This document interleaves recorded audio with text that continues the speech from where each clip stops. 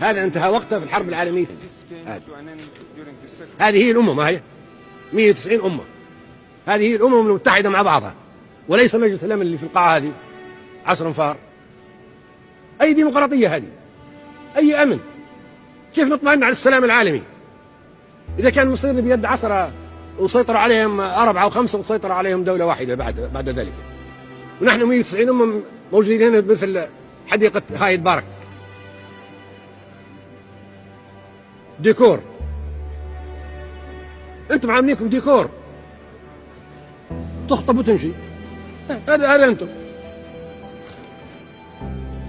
محكمة العدل الدولية هذه مؤسسة قضائية دولية، قراراتها تطبق على الصغار وعلى الدول العالم الثالث، وترفض تطبيقها الدول الكبرى.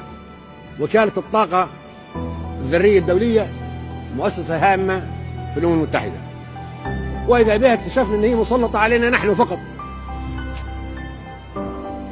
مش قلت لنا وكالة دولية؟ إذا كانت دولية تخضع لها كل دول العالم.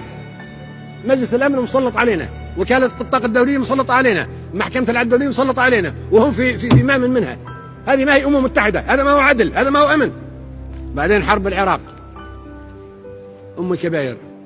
لما العراق احتلت الكويت جو طول الميثاق وقالوا الأمم المتحدة يجب تقمع العدوان، ووافقنا كلنا، ودول عربية شقيقة للعراق اشتركت جنب إلى جنب في الحرب مع دول أجنبية لردع عدوان العراق على الكويت. لما وقع عدوان على العراق لماذا لا نطبق الميثاق؟ في الأول الميثاق مقدس، المرة الثانية الميثاق حطه في الكنيسة، تجاهلوه. ورونا المحكمة الدولية الجنائية اللي بنحولوا لها الذين مارسوا الإبادة الجماعية ضد الشعب العراقي. كانت المحكمة مسلطة علينا احنا، هذه المحاكم نرفضها وما عادش نعترف بها، اما نخضع لها كلنا والا احنا ما نعترفش بها. كل واحد كبيرنا وصغيرنا لازم يخضع لمحكمة الجنايات الدولية. اذا ارتكب نفس الفعل يحال لهذه المحكمة. احنا ما حيوانات في زريبة يذبحونا في العيد كما يشاءون. احنا امم عندها الحق ان تعيش بجدارة فوق الارض وتحت الشمس، ومستعدة تقاتل وتموت وتفنى ولا تعيش تحت هذا الوضع. وجربونا. سجن بوغريب الذي يندى له جبين الإنسانية، قضية سجن بوغريب اللي فيه أسرى الحرب الذين تم التنكيل بهم والتمثيل بهم، ونهش الكلاب، تنهشهم الكلاب وهم أحياء، وتم اغتصاب الرجال في أسرى الحرب ما سبقهم عليها أحد من المحتلين. حتى الشيطان ما يعمل هذا. رجال أسرى حرب يتم اغتصابهم في سجن بوغريب في دولة عضو في الأمم المتحدة، وتقوم بهذا دولة صاحبة مقعد دائم في الأمم المتحدة في مجلس الأمن. أي مجلس الأمن هذا؟ نقول نستمر ونزيدوا أبعث القوات في أفغانستان وزيدوا مش يغرقوا في حمام الدم، لأنهم لن يصلوا إلى أي نتيجة في أفغانستان ولا في العراق.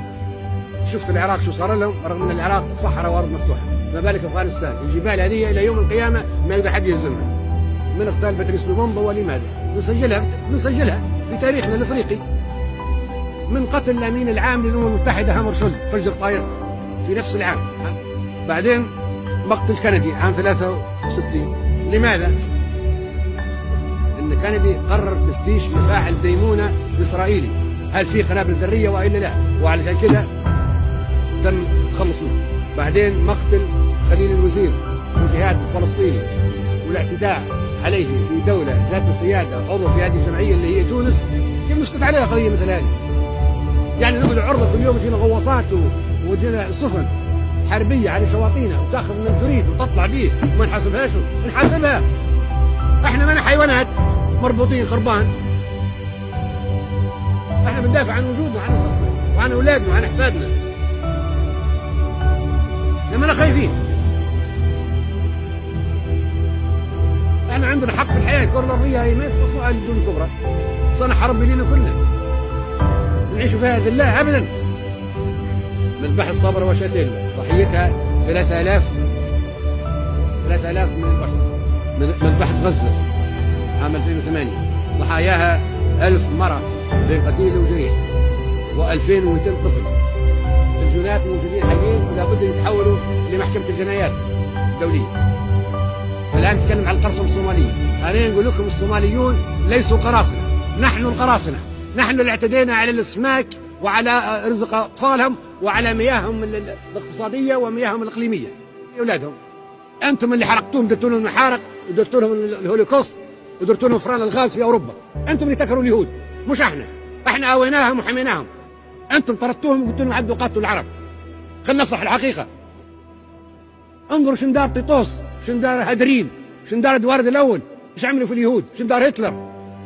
أنتم تكرهوهم، تكرهوا السامية.